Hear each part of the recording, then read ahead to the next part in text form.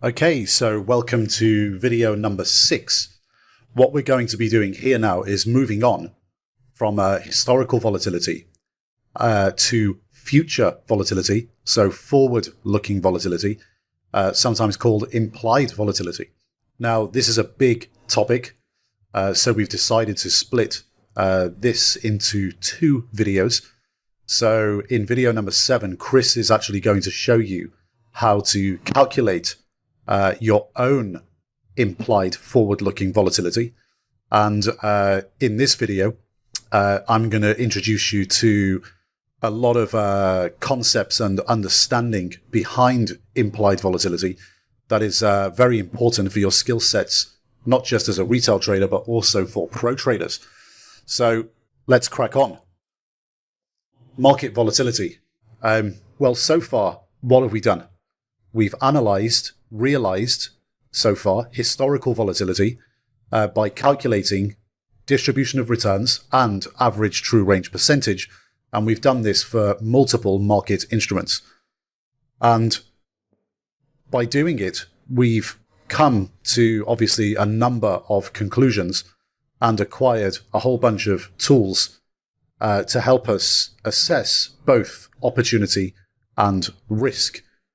So utilizing historical volatility in order to gauge the future expected returns of assets over assumed time horizons. Now what we're going to do, we're going to look at future volatility, implied volatility, so expected volatility in the future as priced right now by the market. Now, it stands to reason that historical volatility, as you've seen when we downloaded all of the past data for asset prices in order to analyze historical vol, it stands to reason that historical volatility is just factual. It's data. It happened in the past and it can't change. Implied volatility, however, is the volatility that's expected, that's priced in, given all the current market information now of what is to occur in the future, and it can actually fluctuate. And that's very important to understand, because implied volatility, because it can change, because it can fluctuate, it's changing because expectations of the future are always dynamically changing in the market. Now, obviously, Chris later is going to show you the ways of calculating implied volatility, so you can use that yourself forever in the future. That's the mechanical side of things.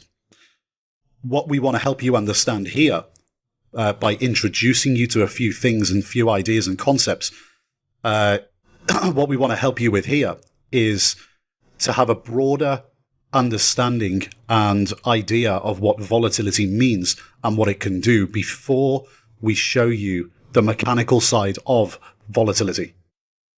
It's very important for retail traders and professional traders to understand this, because it's very easy, when you're in trading and you're crunching data a lot, to get lost in the data and not think of the bigger picture and understand what all this really means.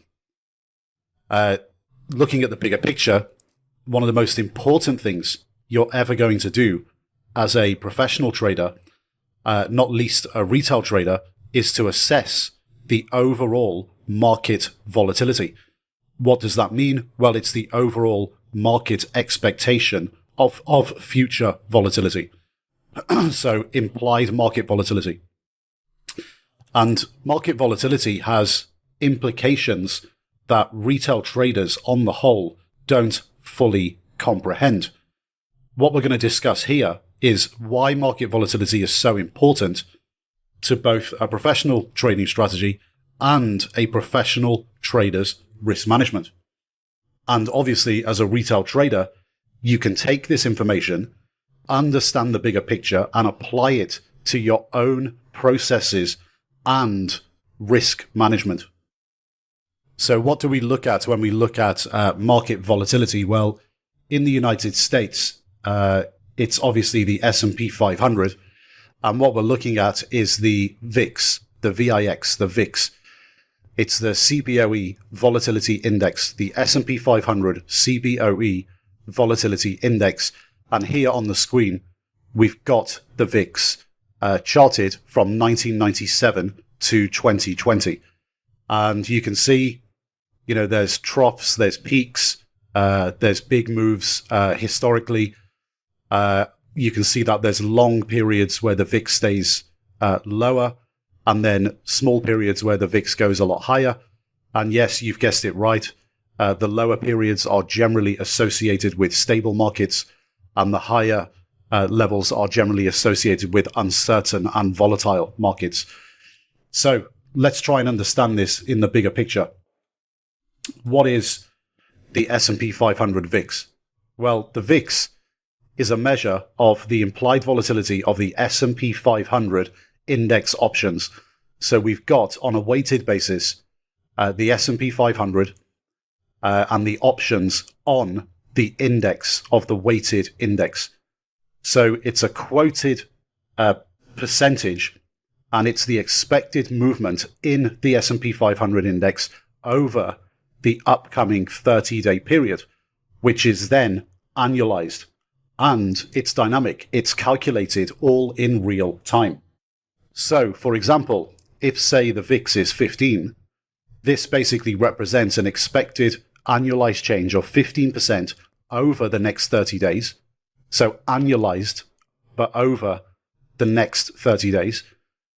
So we infer that the index option market expects that the S&P 500 will move up or down by 15 over the square root of 12, which gives us 4.33%. So we're expecting from a level that's annualized at 15 over the next 30 days, we're expecting that the S&P 500 will move up or down 4.33% over the next 30-day period. Now, don't worry too much about the calculations and how they work at the moment. Chris is obviously going to show you how all this works in the next video with the spreadsheet calculation exercises. But let's just take for granted that the numbers are right here and move on to try and understand the bigger picture here in this video. Now, index options are priced with the assumption of a 68% likelihood, so that's one standard deviation, as you must now recall from previous videos, so the distribution of returns video. So index options, they're priced with the assumption of a one standard deviation, 68% likelihood, that the magnitude of the change in the S&P 500 in the next 30 days, so that 4.33%, that will be the move up or down, okay? That's important to remember, both up and down. So remember, it's both risk and opportunity. And, how has this worked out? Well, the prices of call and put options are used to calculate the implied volatility because volatility is one of those factors used to calculate the value of the options. How does it work? Well, higher volatility of the underlying security makes an option more valuable, and lower volatility of the underlying security makes an option less valuable. Why? Because, well, a higher option price implies greater volatility, all things being equal. And that's because if there's more volatility, then it means there's a greater probability that the option will expire in the money. So the option is more valuable. And obviously, vice versa is true as well. If there's lower volatility expected, then the probability that the option will expire in the money is lower. So the option will be priced lower. So assuming all other inputs remain equal, a greater volatility implies higher option prices. And vice versa, higher option prices imply there must be greater volatility. So why is this important? Well, The VIX is important because for traders and portfolio managers, they have live positions in the market. They are running portfolios, they're running positions with different strategies, and the bigger picture market environment is important, especially for risk management. It's often stated that, and I quote, "Volatility is a trader's best friend and a portfolio manager's worst enemy." So, for example, if there's an expectation that there's going to be more volatility in the market in the future, then this potentially creates more short-term trading opportunities in the market. And if there's an expectation that there's going to be less volatility in the market, then this creates less short-term trading opportunities in the market. So traders are therefore slaves to volatility. If there is no volatility, there are no opportunities or risk in the market. Now, professional traders are totally aware of this fact, and we don't seek to profit or try to profit on short-term positioning when volatility is expected to be low. We remain long-short portfolio managers with a 1 to 3 month time horizon on all of our positions in our portfolios. Now, when volatility increases by a big percentage move in a short space of time, well, this just means that the expectations of future volatility in the market have aggressively shifted. And what professional traders tend to do in this scenario is switch from being portfolio managers to shorter-term opportunistic traders. Now, let's try to understand this in a bit more detail, because this is going to be extremely useful for you going forward. If you recall when we did our daily distribution of returns analysis, so this is the historical realized analysis for distribution of returns that we looked at earlier in the video series for the S&P 500. When we looked at that, we realized that one standard deviation for the S&P 500 is 79% of cases, 79% of days. And that differs to a normal distribution of 68%. So we know when we look at a normal distribution that one standard deviation is 68% of times. But when we look at S&P 500 daily data historically, we know that one standard deviation occurs 79% of times. And if you recall, that's because the daily historical data of the S&P 500 is not normally distributed. It's peakier with fatter tails. Now, using this historical data as evidence, it means that basically professional traders, we must seek to be portfolio managers around 80% of the time and be short-term, so over, say, a one-day period or a one-week period, shorter-term traders no more than a maximum of 20% of the time. Now, introducing you to a concept here, because obviously this is dynamic. It changes all the time. It can fluctuate. When we're looking forward and we're looking at the VIX, we're looking at implied volatility. The VIX can move. Okay, so when S&P 500 index volatility, the VIX is moving, we say that it's in transition.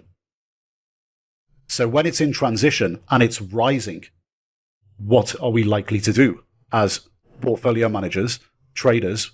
Well, what we're likely to do as pros when the S&P 500 index volatility, VIX, is in transition and rising, what we're likely to do is we're going to be switching from being portfolio managers and seek to take advantage of short-term, so daily and weekly opportunities.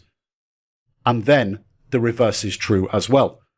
When the VIX is in transition and falling, we're switching from being short-term, so day and week traders, and seeking to build portfolios, long-short portfolios, and becoming portfolio managers with a 1 to 3 month time horizon.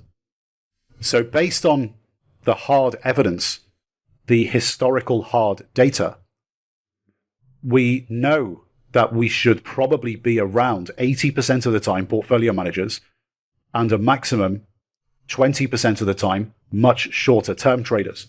We know that from the historical evidence.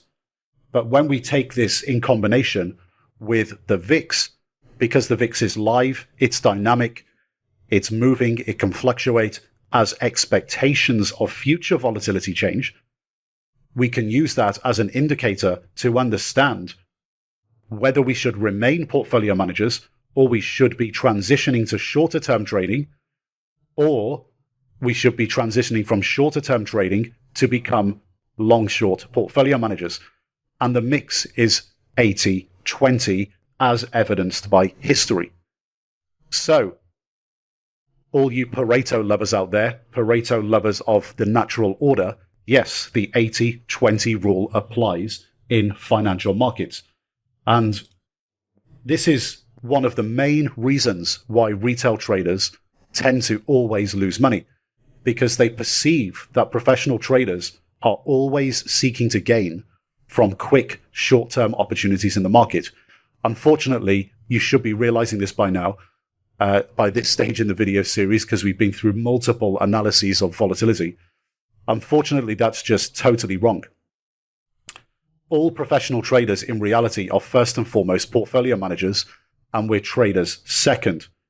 And as we've seen in earlier videos in the video series, this general perception from retail traders is just down to misinformation from market participants that have an inherent conflict of interest. So brokers and charlatan trading educators. What they're doing is they're selling you an idea or a narrative to create a perception to make you trade and for them to sell products to you.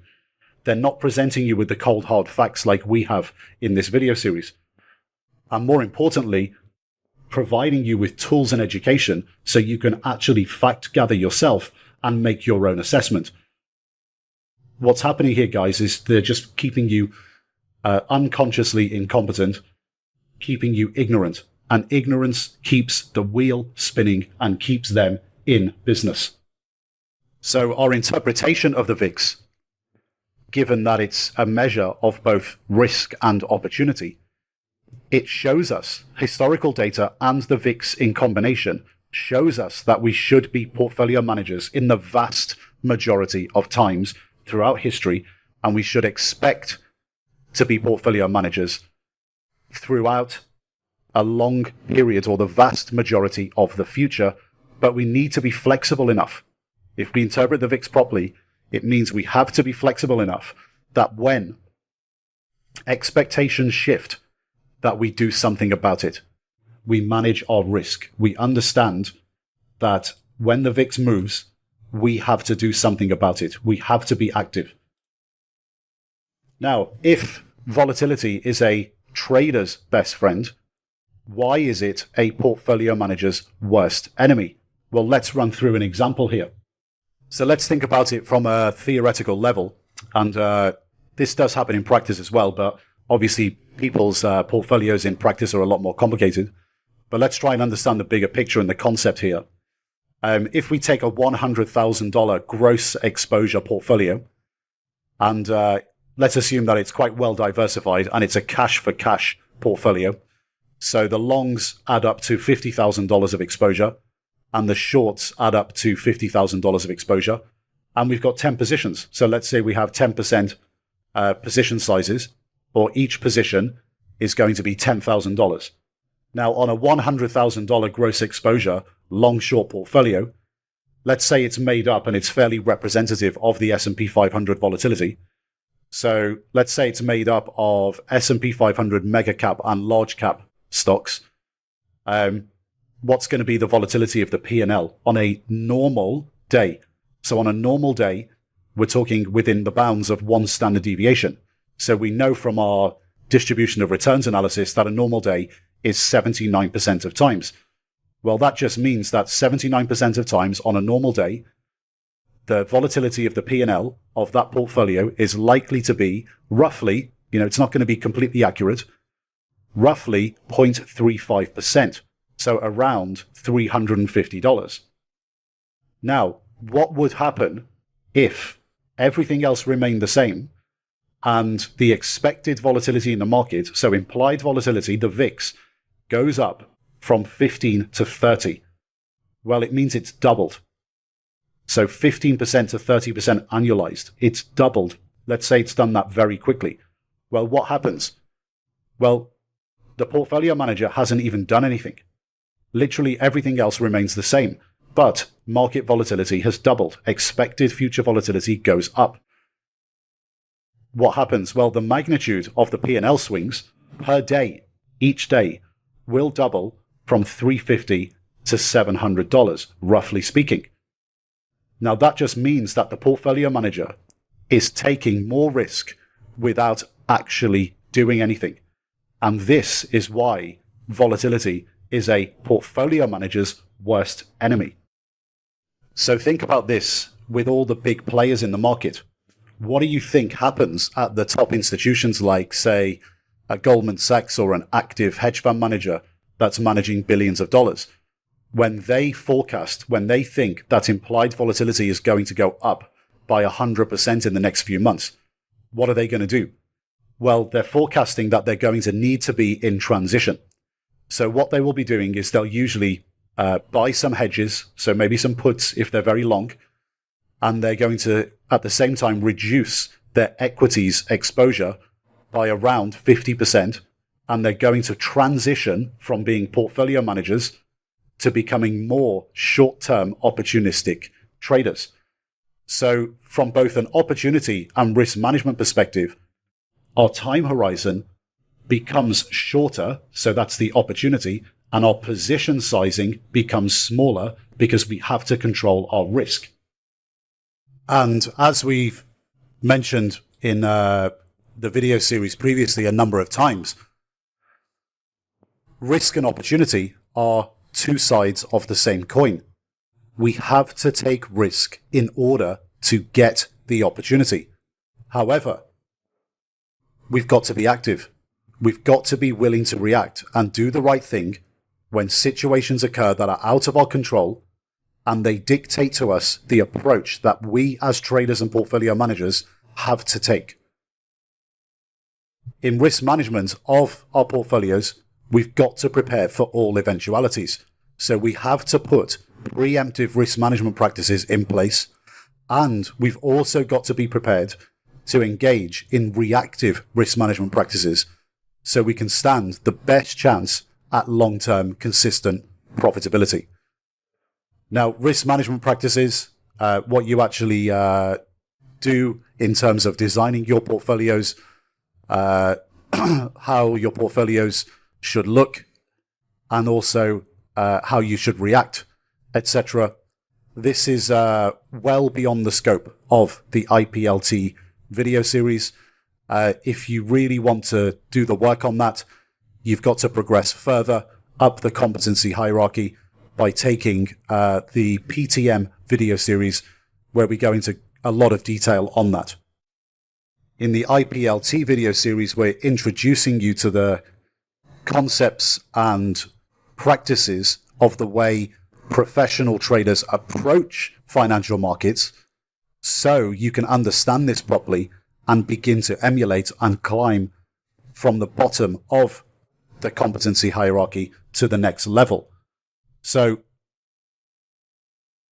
when we think about this and think about the work and understanding that we've done on volatility so far, on market volatility, if you think about this in the context of our time horizon spectrum that we introduced you to earlier, what we're essentially doing here is we are operating in the 20 to 60 day time horizon for 80% of the time as a minimum, and sliding to shorter term trading down the time horizon towards the 1 day to 1 week time horizon, somewhere around there, a maximum of 20% of times.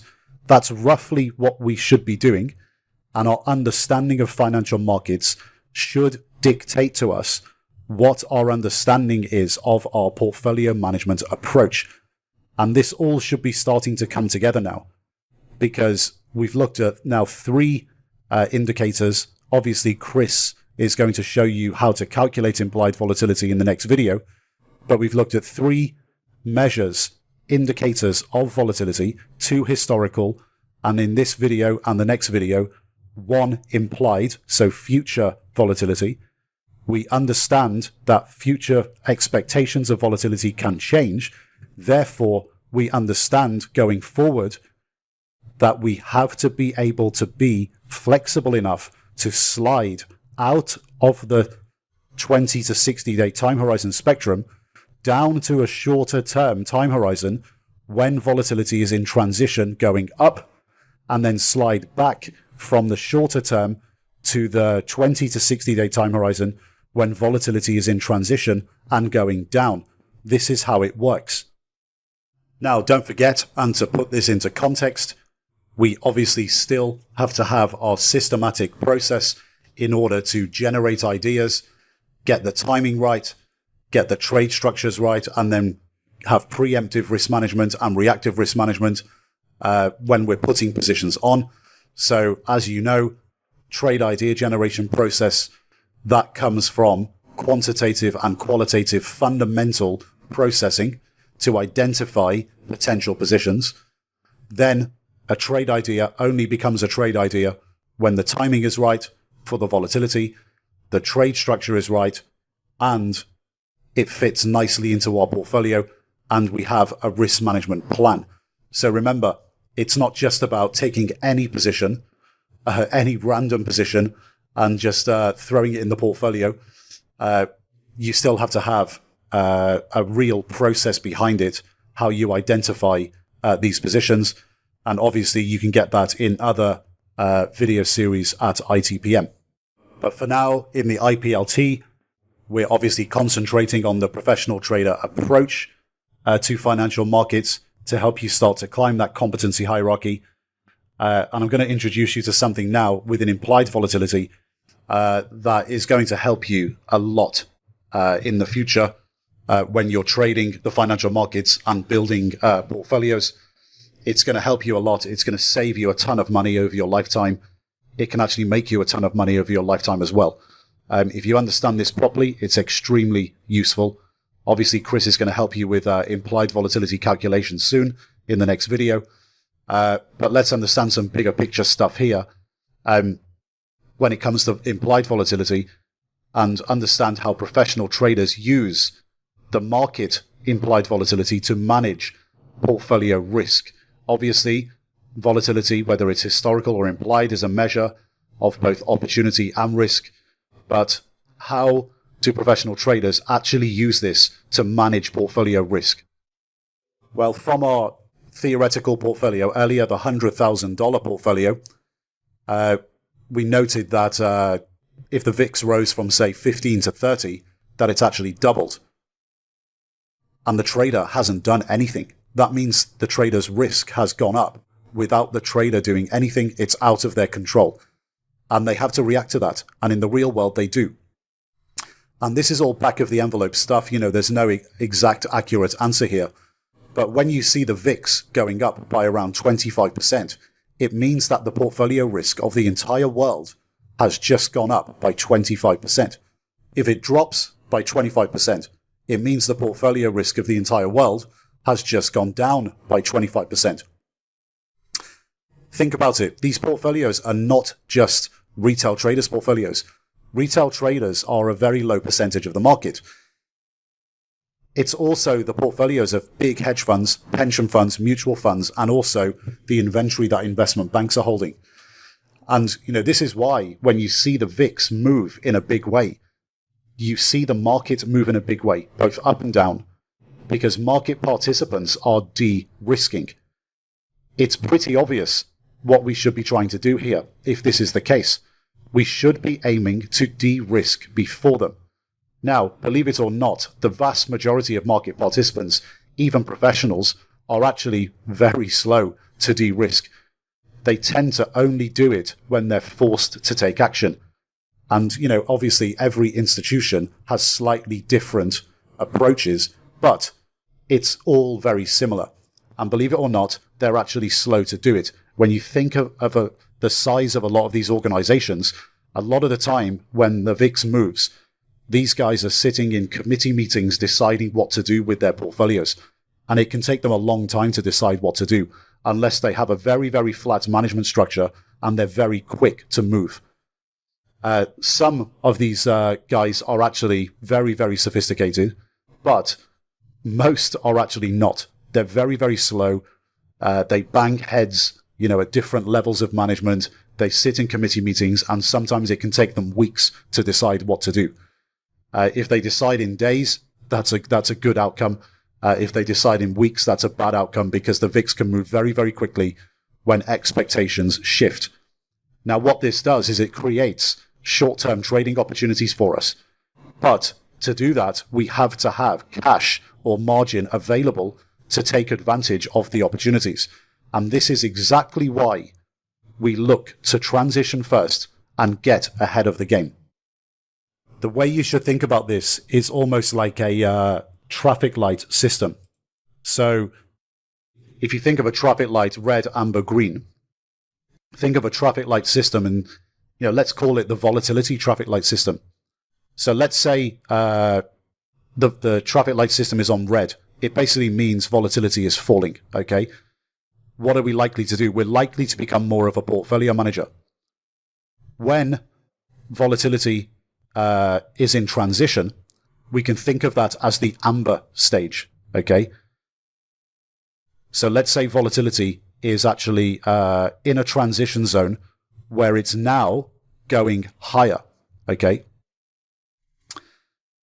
What's going to happen? Well, we're going to end up getting a green signal. So let's say it goes up by 25% or more. Roughly speaking, that is the shorter term trading zone, the day trading or the 1 week zone, because risk has gone up 25% across the board.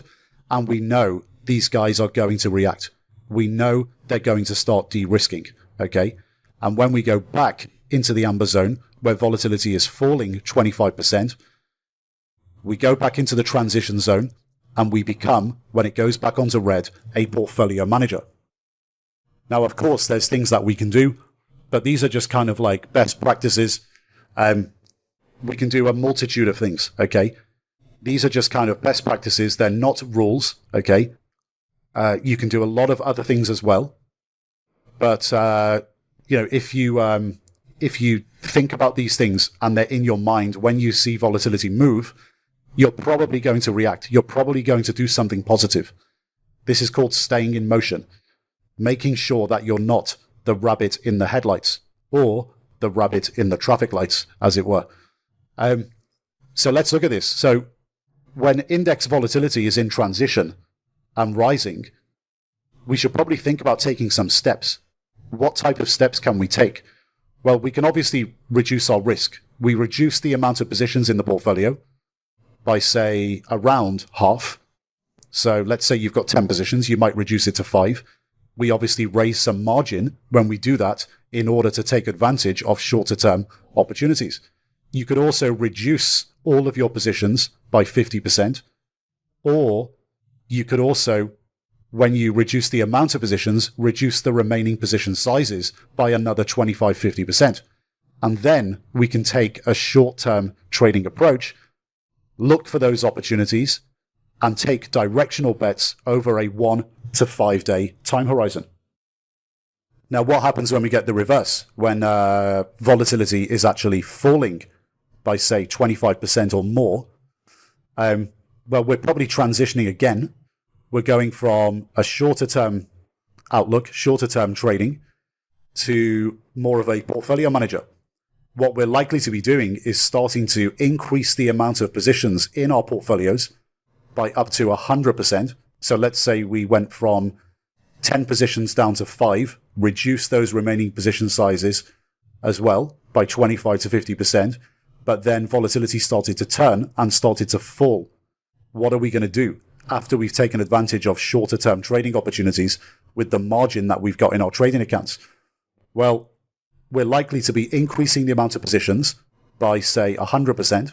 So we go from, say, 5 positions back up to 10, and we start picking the levels where we do this on a discretionary basis to increase the amount of positions and increase position sizing.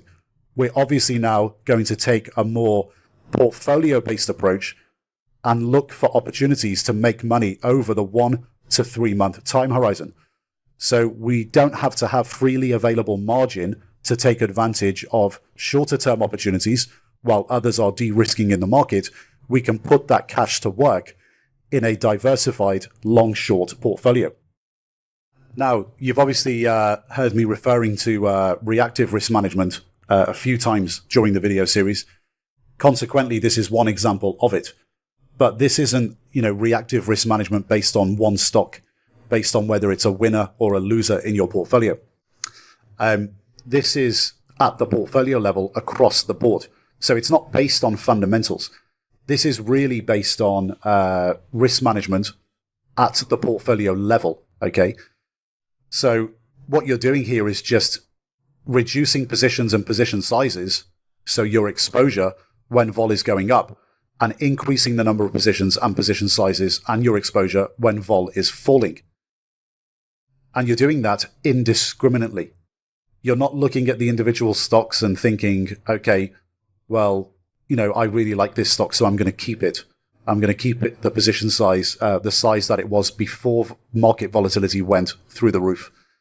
It's all irrelevant because the dollars that you've got in that one position and in all positions in your portfolio, as we looked at earlier, the daily P&L moves have gone up significantly without you doing anything. Therefore, the risk has gone up without you doing anything. So you have to be in risk management and exposure reduction mode. You're forced into doing it. And, instead of being in a situation where you're the rabbit in the headlights, rabbit in the traffic lights, and you're in a situation where you do this too late, we're doing it quickly, and we're doing it in a way before everyone else does it, so we can raise margin and we can be in a position where we can actually take advantage of the shorter term opportunities. Because if we don't, we're not going to be able to take advantage of them, and we're going to be sitting ducks. We're going to get killed. Okay. So we're doing this indiscriminately, reducing the dollar exposures regardless of idiosyncratic fundamentals of each position. And we're increasing our exposures later on when we see volatility come down again, when we become more of a portfolio manager. We're increasing exposures based on the future fundamental outlook. Now, this type of general approach and, the suggested actions that you would take in a situation like this, the caveat here is that, these are not rules. We're not telling you to stick to a rule book here, okay? There's no hard and fast rules or hacks in trading. And there's no hard and fast rules or hacks that can tell you exactly what to do in your portfolio when the VIX goes up or down aggressively. This is just something that you have to think about and some example actions that you should probably think about taking. You might come up with other ways of doing things, okay? But things that you need to be thinking about that, I want to put in your mind that must be there. You must be thinking about and wary of when you see the VIX begin to move either aggressively up or aggressively down. The caveat is that you need to come up with your own way of doing things because everything is situational to the moment you're in, okay? There's no hard and fast rules or hacks that you can apply to every single market condition, okay? There's no driver's manual that you can buy. There's no rule book, okay? Do not become a rules-based monkey retail trader. It always leads to making lazy and uninformed bad decisions in trading. You have to be flexible. It's all based, situational based on what is going on in the market at the time. So you've got to be flexible. Do not stick to rules. Do not stick to dogma because they create losses, okay? Everyone's risk tolerance is different. Everyone's portfolios look different. Everyone's strategies are different. And portfolios are built differently, okay? Don't stick to this as a, I have to do the exact thing that Anton says every time. Okay, it's not a rule book. Just, I want it to pop into your head when the VIX moves that you should probably think about doing something. And then based on the situation at the time and your read on the market, you will come up with ways of doing things yourself. Okay, so these are just examples. So, when the VIX rises aggressively, you obviously have to interpret what's happening in the world and why it's going up fast. If you don't like the volatility, you don't like the risk, then of course you have to start reducing exposure. You can do that in so many different ways, okay? This is just one example of how you would do it that we've given you today. Consequently, on the other side of the fence, when the VIX falls aggressively, you have to interpret again what's happening in the world and why it's falling fast. If you're finding it hard to make money trading short term, you've got to take that as a sign, okay? So take those two things hand in hand. You see the VIX falling fast, and you're now beginning to find it difficult to make money short-term trading, okay? Take that as a sign.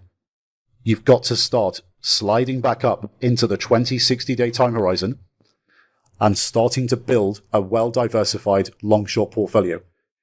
If you don't take this approach, then you're not maximizing your opportunities as a trader, and you're not taking the professional trader approach, which is why we keep saying, and we've literally proved it to you in the numbers, retail traders, the perception that pro traders are always short-term is completely incorrect. You're not maximizing opportunities. When volatility is low, if you're a day trader or a very short-term 1 week swing trader, and you're just sitting there trying to make money all the time short-term, you're not maximizing your opportunities. You need to slide up the scale. Vice versa. If you're a portfolio manager and you're in the 20 to 60-day time horizon and you see the VIX starting to rally hard, if you sit there and do nothing and you don't raise margin and you don't take advantage of short-term trading opportunities, and that's up to the maximum 20% of times, you are not maximizing your opportunities as a portfolio manager, as a trader, as a pro, okay? Now, from a retail trader perspective and the IPLT outlook and what we're trying to teach you here, this is how professional traders do things, okay? They are 80% of the time minimum portfolio managers, 20, 60-day time horizon, sliding down the scale when volatility increases, in transition, raising cash, become shorter term, opportunistic traders on a 1 day to 1 week basis. And then they slide back when the VIX falls, okay?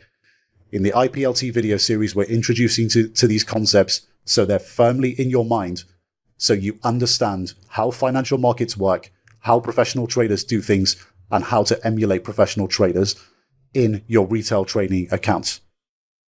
Now, you have to be very careful how you interpret the VIX, because a lot of people do misinterpret it. You'll hear in the media a lot that the VIX is often called the fear index.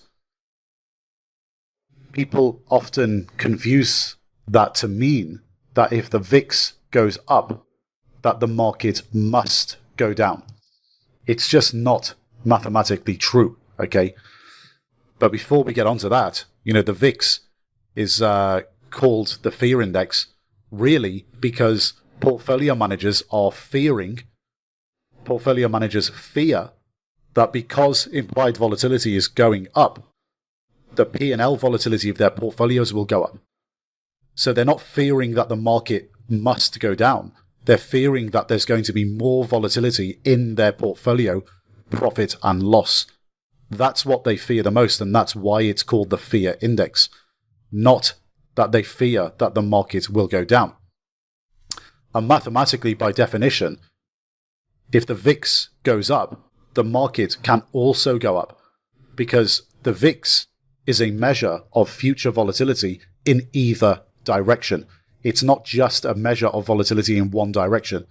So it doesn't automatically, mathematically mean that if the VIX goes up, that the market must go down. And if the VIX goes down, the market must go up. And additionally, it definitely doesn't mean that if the VIX goes up, that the market has to go down and it goes down by a certain amount. And vice versa. If the VIX goes down, the market therefore has to go up and it goes up by a certain amount. People really misinterpret this and think that there's some sort of strong correlation that they have to trade based on the direction of the VIX. What happens is that it leads to people thinking that the VIX itself is a hedge to their portfolios. And, people think to themselves, well, why not just buy a VIX product, a VIX ETF derivative product, or derivatives on derivatives, a VIX ETF option to hedge their stock and stock option portfolios? Well, Chris Quill has done a lot of work on this, and he can show you why you definitely should not take this approach. So if you go to the download section of this video, you'll see a PDF file that you can read in your own time. The PDF is a full explanation of why VIX derivatives are not suitable hedges to stock and stock option portfolios. And the conclusion generally is that the VIX derivative instruments that are available in the market are genuinely not good portfolio hedges over time. But let's conclude what we've learned here before we go over to the next video, where Chris is going to show you how to calculate implied volatility for yourself. Let's conclude on what we've learned here. So what is the VIX? It's a measure of S&P 500 market level volatility, and it tells us a number of things. It's a useful gauge also of what actions we should take in general as traders. So first and foremost, when we combine it with the distribution of returns analysis and other historical realized vol calculations, like average true range percentage, for example, it tells us that we should, in all probability, be portfolio managers with a 1 to 3 month time horizon, 80% minimum of the time, and day to weekly traders a maximum of 20% of the time throughout history, and therefore we should expect to be that going forward. Okay? What it also does, why it's also useful, is it can tell us what actions we can take. It implies what actions we can take. Okay?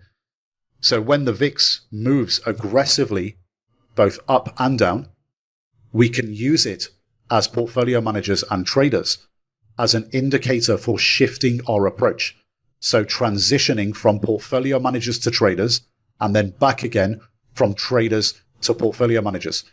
But that does come with caveats, guys. Everything is situational. And at that moment in time when we're witnessing it, we still have to interpret what's actually going on before we can take the required actions. Now, if you've downloaded the PDF, had to read through it, when you read through it, you're going to realize that the VIX itself and derivative instruments of the VIX that have been created by providers to synthetically replicate the VIX are actually not suitable trading instruments to offer hedges to portfolios. What we have to do, the action we take as traders, we must do it ourselves. We can't outsource this, okay? We've got to be reactive at the time, interpret the information that's available in the market at the time, and react. It's more beneficial to do it this way than to expose yourselves to synthetic hedges that don't really work.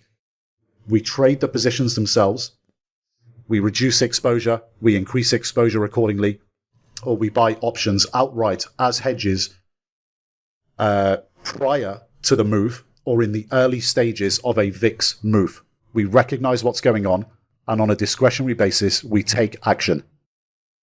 Now, in the bigger picture, understanding the VIX properly to enable a more professional trading approach by retail is very crucial.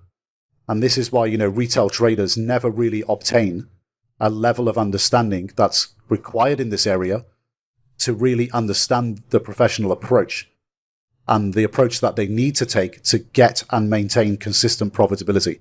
They just have massive drawdowns on concentrated bets and blow up all the time, okay?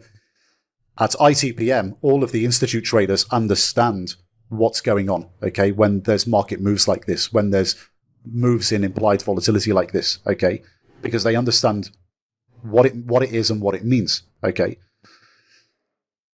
The institute traders understand this because they've just been educated properly. They know what to do when volatility moves, and they just do it, okay? And this is why, for example, when vol moves aggressively up and the market falls, long-short portfolio managers massively outperform on the way down. And if you remember, earlier on in the video series, we introduced you to the concept of alpha and absolute return, and the example of, say, over a business cycle, when the market goes up for 5 years, 6 years, 7 years, and then drops. Long-short portfolio managers are making money on the way down, while other people, long-only managers and retail traders, are generally long-only, and they get completely wiped out. They have massive drawdowns and get wiped out, okay?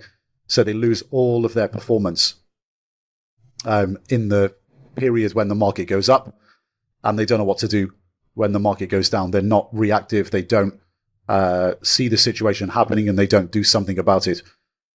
So this is what it's all about, guys. Long-short portfolio managers, if you choose the risk that you want to take on the way up, and that's a higher level of the market risk, so the VIX risk, okay?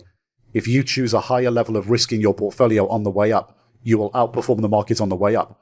But if you're long short and the market falls because volatility goes through the roof, if you know what to do, you will outperform on the way down massively, okay? So, then we turn a corner. And when vol moves aggressively down and the market begins to bottom or rally, long-short portfolio managers will transition back, okay, and build portfolios where, again, they choose a higher level of risk than the market risk, and then again outperform on the way up. So this is, understanding financial markets from a retail perspective. This is kind of like 101 stuff for pro traders. But, to get you out of that level of unconscious incompetence, you've really got to understand how this works, okay? Now, I'm sure you can think of past experiences where the market's, gone up for a very long time and then fallen very quickly. We've had a couple of those over the last 15 years. It's been a wild ride. But, the guys that really understand this have not been caught out on the way down, and they've done the right thing on the way up and never lost sight of what it really means, okay? So try to understand it. Obviously, you can rewind the video whenever you want, go through it again, but try to understand these concepts and understand that implied volatility is very important. Future expected volatility is dynamic, and it can shift. Historical volatility is hard-coded data, and it cannot be changed, okay? What I'm trying to do here in this video is introduce you to the concept of being dynamic in your own portfolio by understanding that implied volatility is dynamic as well. And you can also, obviously, react and do things to make sure that you never blow up, okay?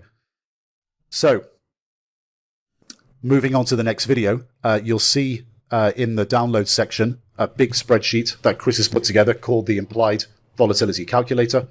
Chris is now going to show you how to calculate implied volatility for yourself from all the publicly available options prices and other data. Now, although you can actually obviously go to many third-party data sites and get implied volatility numbers for specific instruments via their options prices, it's a useful exercise for you to know how to do this, so you can do this for yourself forever, okay? So why is it useful? Well, firstly, you can check if the implied volatility number that you see on a website is actually right. So it's a head check to make sure that you're doing the right thing, okay? And secondly, if you do have any ambition whatsoever to go into the professional side of trading, you're going to have to learn how to do this anyway. Either way, it's just very, very useful to know how to do it. So pay attention in video 7. Once you know how to do it, you can obviously do it yourself forever without having to rely on anyone else or a third party to do the work for you. And I'll see you when I come back in later parts of the video series.